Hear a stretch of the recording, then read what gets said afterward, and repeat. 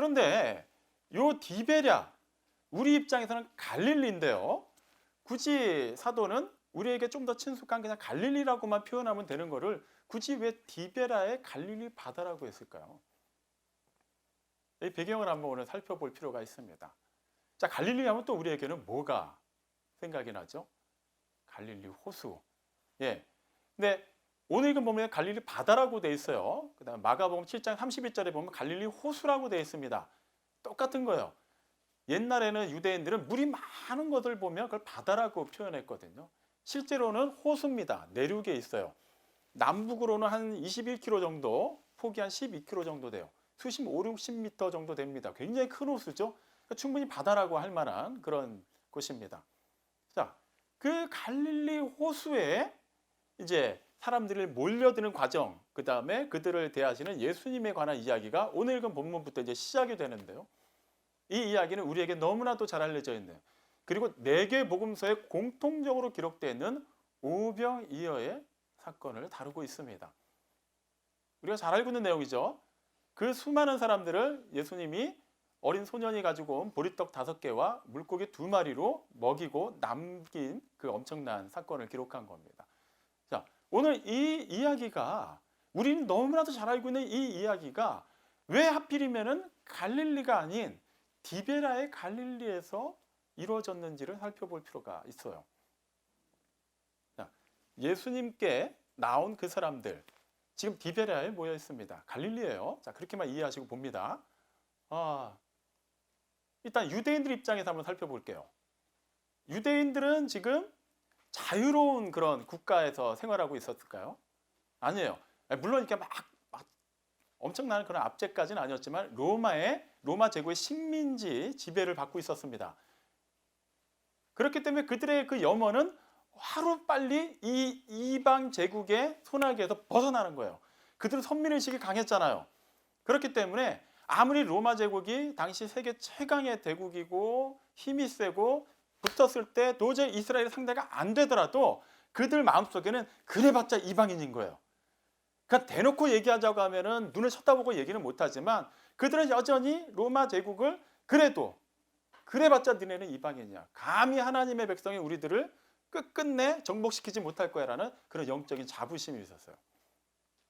그런데 새롭게 건설된 도시 갈릴리 지방은 상대적으로 가난했습니다. 유대에 비하면.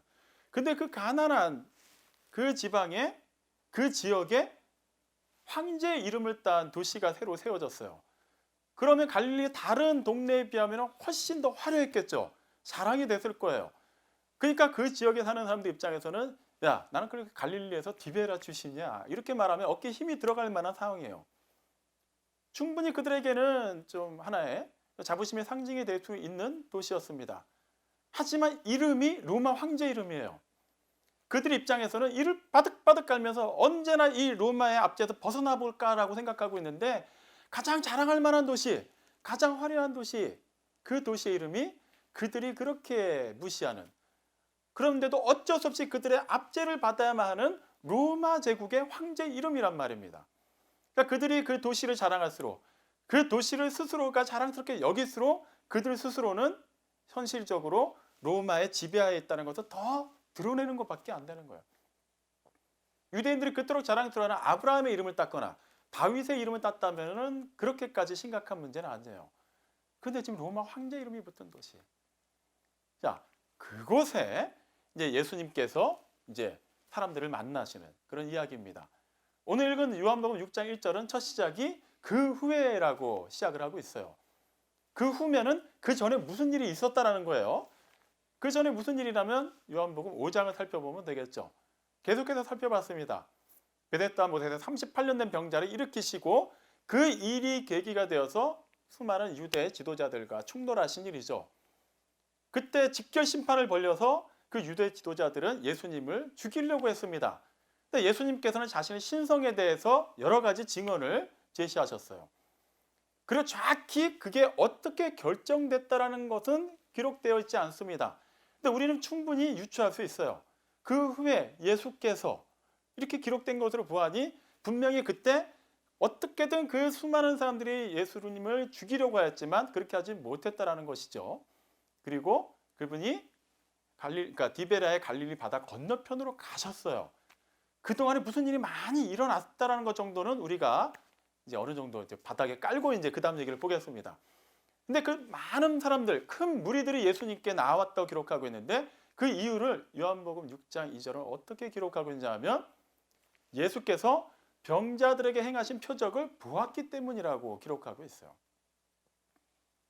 지금 이 오병이어를 다루고 있는 다른 세 개 복음서, 요한복음 포함한 모든 네 개 복음서의 내용들을 다 살펴봐도 그때 나온 큰 무리들 가운데 예수님을 정말로 그들의 그리스도로 알고 믿고 나왔다라는 기록은 어디서도 찾아볼 수 없습니다.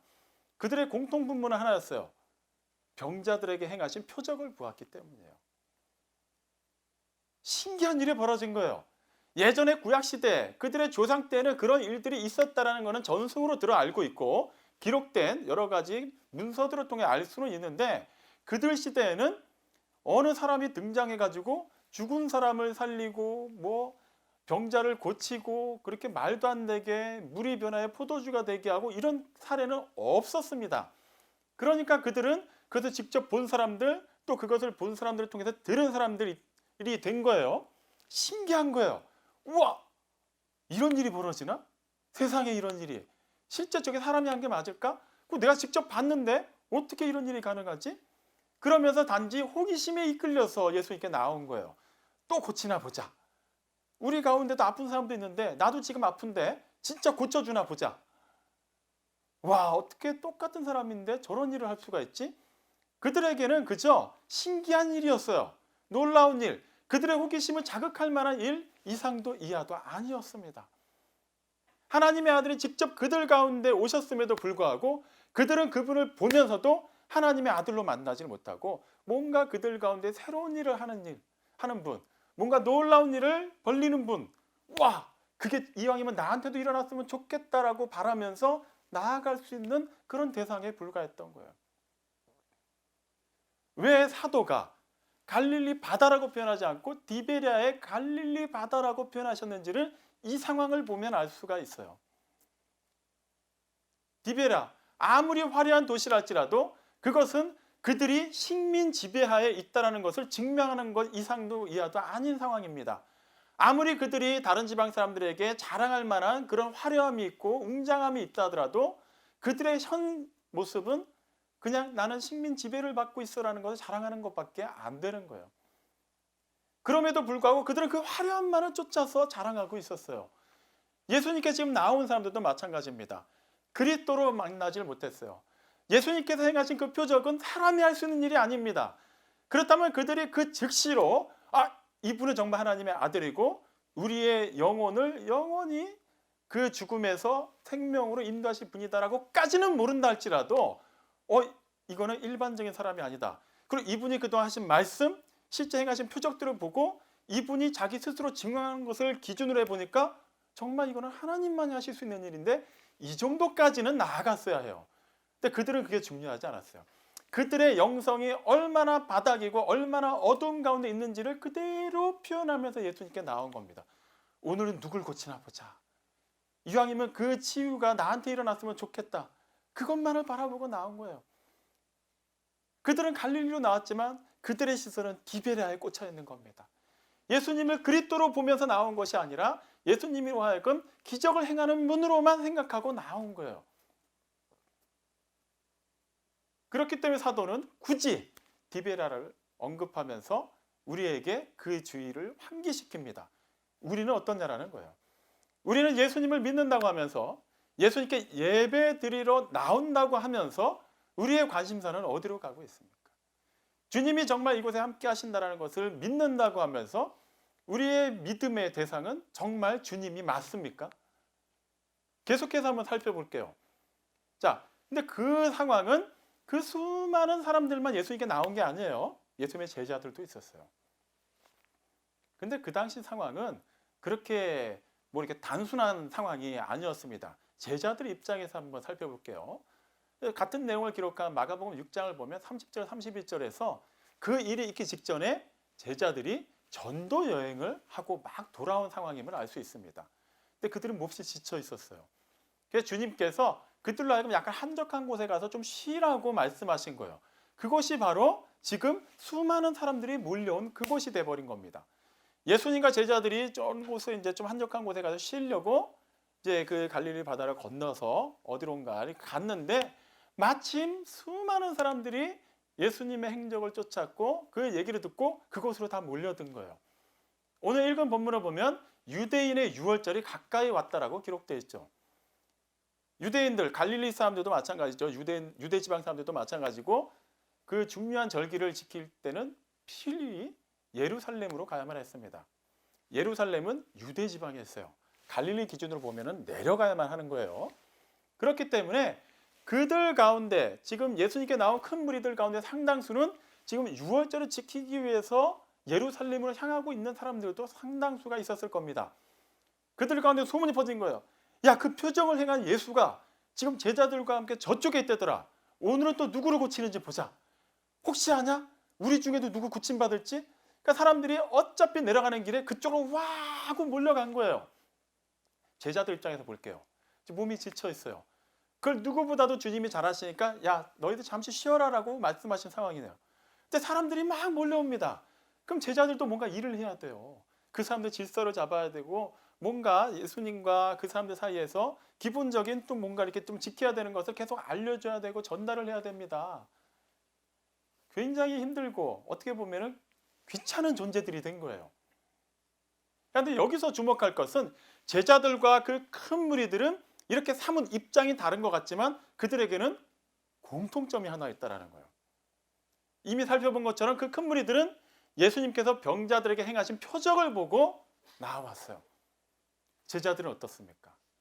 이 표적을 보고 나온 사람들은 예수님이 행하신 표적을 다 본 사람들은 아닐 거예요. 뭐 한 가지만 봤을 수도 있고 두 가지 봤을 수도 있고 아니면 상당수의 사람들은 봤다는 사람들의 얘기를 듣고 지금 왔을 거예요. 하지만 제자들은 어떻습니까? 그걸 다 봤어요. 다시 말하면 이들만 표적을 본 것이 아니라 예수님의 제자들도 누구보다 가까이서 예수님의 행하신 표적을 본 사람들이었어요. 한마디로 말하면 예수님은 표적을 본 제자들, 표적을 본 수많은 사람들을 지금 대하고 계신 거예요. 갈릴리 상황을 다시 한번 언급하고 넘어갈 필요가 있습니다. 갈릴리는 좀 가난한 지역이라고 했어요. 예수님께서는 그곳에서 자라나셨습니다. 정통 유대인들 사이에서는 은근히 좀 가난한 동네, 약간 무시받는 동네인데 거기서 자라나시고 거기서 복음 사역에 주된 시간을 보내셨죠. 말씀을 전하셨어요. 제자들도 갈릴리에서 부르셨어요. 나중에 부활하시고 나서 고기 잡는 제자들을 만나신 곳 또한 갈릴리였습니다. 그렇게 낮고 낮은 곳에 오셨어요. 그리고 거기서도 좀 무식하고 가난한 어부들을 중심으로 해서 제자들을 불러주셨다는 것. 자, 제자들은 그런 상황이에요. 그리고 지금 예수님께 나온 수많은 어쩌면 대부분이 갈릴리 지방 사람들, 그 사람들은 똑같이 가난한 사람들. 하지만 단지 뭔가 호기심에 이끌려서 지금 나와 있는 겁니다. 자, 이 사람들이 나왔는데 예수님이 누구보다 그들의 속을 잘 알고 계세요. 그냥 사람 대 사람으로 보면 기분이 안 좋습니다. 내가 어떻게 여기까지 왔고 어떻게 이 낮고 낮은 곳까지 왔는데 이 사람들은 나를 알아보지 못할까? 그냥 사람 대 사람으로 그렇게 생각할 수 있어요. 물론 우리 주님은 그렇게 생각하지 않으셨죠. 오늘 본문에는 안 나와 있습니다만 마태복음 14장 14절 말씀을 보면 그 나온 큰 무리들 가운데서도 병든 자들을 고쳐주셨습니다. 근데 거기서 멈추지 않으셨어요. 그분이 그 표적을 행하신 것을 바탕으로 해서 왜 그것이 필요한지, 그것이 그 큰 무리들뿐만 아니라 제자들에게도 왜 깨달음을 주는 하나의 매개가 되어야 되는지를 알려주셔야만 했어요. 그래서 놀라운 일을 행하십니다. 그게 바로 오병이어의 기적이죠. 오늘 읽은 본문에서는 그 시작을 빌립에게 질문을 던지심으로 시작하십니다. 뭐라고 물어보시죠? 6장 5절에 보면 우리가 어디서 떡을 구해서 이 사람들을 먹게 하겠느냐라고 빌립에게 물어보세요. 제자들 12명 가운데 유독 빌립에게 물어보신 데는 이유가 있습니다. 요한복음 1장을 보면 빌립이나 안드레, 베드로는 그 갈릴리, 디베레아 지방 근처에 있는 벳세다 출신 사람들이었어요. 그러니까 누구보다도 그 많은 사람들에게 뭔가 양식을 제공한다고 하면 그것을 어디서 구할 수 있는지를 잘 알고 있는 사람 중에 한 명이었던 것이죠. 왜 안드레는 아니고 왜 베드로는 아닌가요? 그건 지금 신경 쓰지 마시고 일단 빌립에게, 그 지역에 대해서 너무나도 잘 알고 있는 빌립에게 물어보셨어요. 근데 여기서 유념하고 보셔야 되는 거는 주님은 어디서 우리가 떡을 구하겠느냐라고 물어보셨다는 거예요. 근데 그 다음에 빌립이 얘기하는 것은 각 사람에게 조금씩 거둘지라도 200데나리온에 해당하는 떡이 부족하겠습니다라고 대본에 그 모든 걸 다 계산해 버립니다. 지금 그 자리에 모인 사람들은 성인 장정만 5천 명이에요. 하지만 다른 복음서 기록들을 보면 예를 들면 마태복음 14장 22절에서는 그 성인들은 그들만 온 것이 아니라 아내와 아이들도 대동했다고 기록하고 있어요. 정확한 숫자가 나와 있지 않습니다만 그냥 얼추 계산하고 최소치로 잡아도 10,000명 이상이었을 거예요. 자, 그 사람들에게 간단하게라도 끼니를 해결하게 하려면, 또 복음서의 내용들을 보면은 그 시간은 밤이었어요. 배가 고픈 시간이었습니다. 그들 가운데 줄인 자들이 태반이었어요. 근데 예수님께서는 그들을 그대로 돌려보내지 않으시고 어떻게든 그들에게 먹을 것을 해결해 주시겠다는 그 의지를 이제 표현하셨습니다. 그런데 각 사람에게 조금씩 걷어도 200데나리온어치의 떡이 부족하대요. 1데나리온은 당시 노동자의 하루 일당에 해당합니다. 요즘까지 주 5일로 계산하면은 약 10개월에 해당하는 월급이라고 생각하시면 돼요. 그냥 땡 그 돈만 필요한 것이 아니라 이미 있는 그 수많은 거의 10,000명 이상이 될 법한 그 사람들에게서 가지고 있는 돈을 걷어서 더해도 부족할 거라는 거예요. 그만큼 가난한 사람들입니다. 대책 없는 사람들. 그런데도 불구하고 지금 온갖 오늘 어떤 기적이 일어나나 보자. 거기에만 시선이 빠져 있는 그 사람들. 근데 예수님께서는 왜 그런 불가능한 걸 빌립에게 물어보셨을까요? 이미 오늘 읽은 본문 6절에 보면 예수님께서는 계획을 다 갖고 계셨어요. 우리는 이미 결과를 다 알고 있죠. 하지만 빌립은 몰라요. 제자들도 모르고. 그곳에 나와 있는 수많은 사람들도 모르고 있습니다. 어떤 일이 벌어질지. 어차피 거기 모인 사람들은 밥 달라고 온 건 아니었어요. 진짜 오늘도 누구 고치나 보자. 이제 그거 보러 온 거예요. 제자들 입장에서 지금 쉬고 싶습니다. 근데 쉴 수가 없게 됐어요. 예수님께서는 뭔가 그 어마어마한 일들을 일거에 해결을 하셔야만 합니다. 근데 계획을 갖고 계세요. 그래서 빌립에게 먼저 물어보셨는데 오늘 읽은 본문을 보면 빌립을 시험하기 위해서 물어보셨다고 합니다. 그것은 빌립만이 아니에요. 제자들에게 물어보신 거죠. 또한 우리들에게 물어보신 겁니다. 이미 계획을 갖고 계신 하나님, 그분을 정말 우리가 따르고 있다면 그분께서 하실 일에 대해서 우리는 믿음을 갖고 있냐라는 것이죠. 제자들은 예수님을 직접 따라다니면서 정말 말도 안 되는 그 기적들을 계속해서 지켜봤습니다. 그리고 그 권세 있는 말씀 계속해서 들었어요. 그렇다면 그들이 아직 완전하게 예수님을 그리스도로 깨닫지 못했다 하더라도 어쨌거나 그들이 직접 본 것, 들은 것을 기반으로 하고 예수님을 따르기로 작정한 이상 그들은 분명히 예수님께서 이 상황 또한 놀라운 일로 역전시키실 거라는 그런 일말의 기대라도 갖고 있었어야 해요. 근데 지금 일단 빌립을 중심으로 해서 제자들은 그렇게 하지 못했습니다. 사실 그동안 제자들은 크게 힘들 일이 없었어요.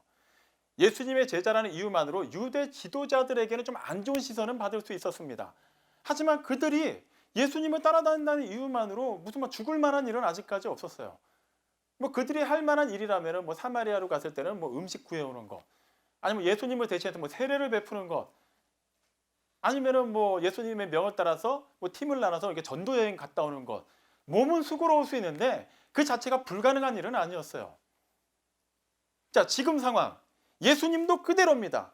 그리고 이미 그 전에도 예수님께 나온 수많은 사람들이 있었어요. 사람들 많은 것도 그대로예요. 제자들도 그대로예요. 근데 뭔가 하나가 달라졌어요. 뭡니까? 그 전에는 그들이 할 수 있는 일만 했어요. 그리고 예수님만 따라다니면 놀라운 일이 막 일어나고 그냥 자기네들도 슬쩍 숟가락 하나 얹어놓고 어깨에 힘만 잔뜩 들어가고 있었는데 이번만큼은 자기들도 할 수 없는 일이 벌어진 거예요. 마태복음 14장 16절 보면 예수님께서는 너희가 먹을 것을 주어라 라고 얘기하셨어요. 이거는 불가능한 거예요. 10,000명이나 가까운 사람들에게 우리들도 지금 먹을 게 없는데 돈도 없는데 지금 빌립이 200데나리온이 있어도 부족합니다라고 얘기한 거는 돈만 있으면 된다는 얘기가 아니에요. 그 수많은 사람들이 먹을 만한 그런 음식을 어디서 구하겠습니까? 동시적으로. 이거는 못한다라는 거예요. 우리가 신앙생활 할 때 나름 신앙이 좋다, 믿음이 좋다라고 여기면서도 한순간에 팍 무너질 때가 있습니다. 그런 경우를 자주 보고 실제 우리도 많이 경험하고 살죠. 주로 어떨 때인가요? 불가능한 일을 맞닥뜨렸을 때요. 그동안에는 내가 할 수 있는 일이었어요. 그렇기 때문에 나는 그걸 나의 믿음이라고 생각하고 나는 그래도 열심히 하는구나 라고 생각을 하고 살아왔습니다. 그런데 어느 순간인가 도무지 이건 내가 할 수 없는 일이 부딪히게 될 때 우리는 그 순간 다 무너지는 경우가 너무나도 많이 있죠. 물론 그 순간에 더 주님을 진실하게 열심히 찾는 분들도 있습니다. 하지만 늘 그렇지가 않아요. 지금 제자들이 그런 상황인 거예요. 그들 스스로가 할 수 있는 일만 하면서 예수님 옆에 붙어서 뭔가 역사가 일어날 때는 그들이 뭔가 하는 것처럼 착각을 했어요. 그런데 이제는 그들이 할 수 없는 일이 벌어진 거예요. 그러니까 이게 뭐지? 하고 확 무너지는 상황이 된 것입니다.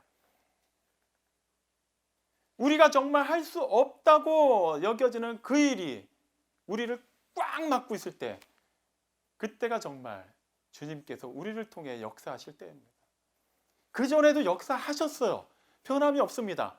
하지만 우리는 우리가 할 수 있다라고 여겨지는 일은 은근히 믿음이라고 얘기하면서도 이건 내가 한 거예요. 내가 시간을 투자한 겁니다. 내가 벌어놓은 돈 중에 아끼지 않고 헌금을 낸 거예요. 다른 사람은 제대로 하지 않아도 나는 그래도 열심히 봉사를 한 겁니다. 그래도 이 복음 전하기 힘든 시대를 살면서 어떻게든 전도해 보려고 노력을 한 거예요. 내가 한 거예요. 그런데 전도를 하려고 해도 안 되는 사람이 있어요. 요즘 형편이 좀 어려워갖고 헌금을 하긴 해야겠는데 하기가 좀 어려운 상황이 생길 수도 있어요. 뭔가 교회에서 봉사할 만한 게 보이는데 그냥 뭐 남들도 안 하는데 나도 그냥 좀 그렇다. 그럴 수도 있어요. 그때 우리의 믿음은 어디 가는 겁니까? 그냥 무너지는 거예요. 하나님은 그전에도 역사하시고 지금도 똑같이 역사하시는데 우리는 우리 스스로가 못한다, 우리 스스로가 하기 싫다라고 여기는 순간 믿음이고 뭐고 다 사라져 버립니다. 주님은 분명히 빌립에게 우리가 어디로 가서 떡을 구하겠느냐라고 물으셨어요. 그렇다면 그는 어디로 가야 됩니다라고 얘기했어야 됩니다. 거기서 말하는 어디가 무엇이죠? 우리가 지난주일 오후 찬양 예배 때 살펴본 하나님의 이름 여호와 삼마입니다. 거기 계신 하나님, 여기 계신 하나님, 그들이 늘 함께 하시는 그 하나님께서 계속해서 보여주신 일들, 그 표적들을 통해서 그들은 어떤 상황 속에서도 이 모든 것이 하나님의 주권하에 이루어진다는 것을 믿었어야 해요. 그렇다면 그 모든 일은 하나님께서 해결하십니다. 오해하지 마세요. 우리는 아무것도 안 하고 있는데 하나님이 알아서 하신다는 얘기가 아니라 그 상황에 우리를 놓아주셨다면 우리 통해서 하나님이 반드시 그 일을 이루신다는 겁니다. 감당할 수 있는 일만 허락하세요. 우리가 생각할 때는 전에 그 일은 몰라도 이번 이 일은 안 될 것 같아. 그런데 왜 나한테 이런 일이 벌어지지? 하나님은 감당할 수 있는 일만 허락하신다고 했는데 하나님이 하시겠다라는 거예요. 우리는 그냥 순종하고 따르면 됩니다. 어디로 가야 되겠느냐? 주님께로 가야 됩니다라는 그 대답이면 되는 거예요. 떡을 많이 파는 곳을 제가 알고는 있는데 좀 시간은 급하지만 한번 알아볼게요. 좀 없지만 돈 몇 푼씩이라도 한번 더 걷어볼게요. 좋아요. 좋은데 불가능한 상황이잖아요. 그때 우리는 어떻게 해야 될까요? 할 수 있는 거는 할 수 있는 데까지 하면 됩니다. 그 너머까지는 우리가 어떻게 하지 못하니까 손을 내려놓지 마세요. 여전히 할 수 있는 그 일도 주님의 은혜에 의탁해서 우리가 해결해 나가야 되지만 도저히 이번만큼은 안 되겠습니다. 하나님이 하시겠다라는 거예요. 우리에게 지금 어떤 어려움이 있습니까? 그렇다고 오히려 감사하십시오. 다른 사람은 몰라도 나에게는 가능한 일이기 때문에 하나님께서 맡겨주신 거예요. 다른 사람은 아직 그 일을 감당할 만한 수준은 안 됐지만 우리는 수준이 되기 때문에 하나님께서 허락하신 일입니다. 시편 121편 1절 2절 말씀 너무나도 유명하죠. 내가 산을 향하여 눈을 들리라. 나의 도움이 어디서 올까? 나의 도움이 천지를 지으신 여호와에게서로다. 우리가 어디로 가서 이 사람들을 먹여 떡을 구하겠느냐? 여기입니다. 그러니까 이 예배 장소만을 얘기하는 것이 아니라 하나님이 하십니다. 우리의 여기는, 우리의 거기는 하나님이 되는 거예요. 제자들 입장에서는 주님이 되어야만 했어요. 물론 우리는 이렇게 얘기할 수 있어요. 아니 그 상황에서 누구라도 계산할 수밖에 없지 않을까? 그 상황에서 어떻게 예수님이 그 보리떡 5개와 물고기 2마리로 그 많은 사람들을 먹일 거라고 누가 예상을 했을까? 맞아요. 아무도 예상할 수 없습니다. 하지만 그동안에도 그 표적들을 통해서 보여주신 것은 불가능을 가능케 하시는 하나님이었어요. 그렇다면 또한 이 불가능한 일 또한 하나님의 방법으로 역사하실 거라는 것을 믿었어야만 합니다. 표적을 보았으나 그 표적을 기반으로 해서 더 자극적인 표적을 구한 수많은 사람들, 표적을 보았으나 여전히 계산하고 있는 제자들, 우리는 어떻습니까? 우리에게 표적이 주어졌으나 그 표적으로 말미암아 우리가 그리스도인이 되었고 이렇게 예배할 수 있게 되었고 하나님의 말씀을 근거로 해서 살아갈 수 있게 되었으나 우리는 여전히 계산하고 있지 않습니까? 더 자극적인 표적을 구하고 있지는 않습니까? 사랑하는 성도 여러분, 표적을 보았다면 그 표적이 가리키는 방향을 보십시오. 표적 자체에만 시선을 두지 마십시오. 그 표적이 가리키는 방향, 우리의 믿음의 주요 온전케 하시는 이인 예수만을 바라보십시오. 비록 우리가 예수께 나오게 된 계기가 좀 더 자극적인 표적을 구하기 위함이었을 수도 있습니다. 지금 예수를 믿는다고 하면서도 여전히 우리는 계산을 하고 있을 수도 있습니다. 하지만 지금이 중요해요. 여전히 그러고 있었다면 지금이 우리에게 주어진 기회입니다. 끌어내십시오. 이제는 계산하는 그 자리에서 벗어나십시오. 여전히 화려한 그런 황제의 논리를 따르는 그런 모든 것들을 내려놓으십시오. 우리에게 그 표적이 임할 때 그 표적을 통해서 하나님께서 끊임없이 계시하시고 말씀하시는 바 우리의 주와 그리스도가 되시는 예수만을 바라보십시오. 어떠한 문제가 있습니까?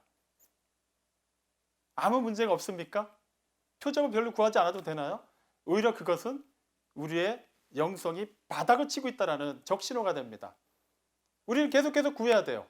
하지만 그 표적을 구하는 것이 아니라 그 표적을 통한 하나님을 구해야 되는 것이죠. 사랑하는 성도 여러분의 모든 삶 가운데 하나님의 표적으로만 가득하길 원합니다. 그렇게 궁극적으로 우리가 주 예수 그리스도의 은혜 안에서 우리가 그 아름다운 그 모든 것을 받아 누리고 우리 각 사람이 처해 있는 가정과 일터한 만남 속에서 우리가 다른 사람들에게 복음을 증거하는 표적이 되기를 원합니다. 그렇게 주님을 기쁘시게 하고 그렇게 주님의 그 표적을 보았으나 넘어지고 돌아가지 아니하고 그 표적 근원이 되시는 주님께 모든 것을 드리고 그것에 하나가 될 수 있는 우리 모두가 되기를 주님의 이름으로 축원합니다. 아멘.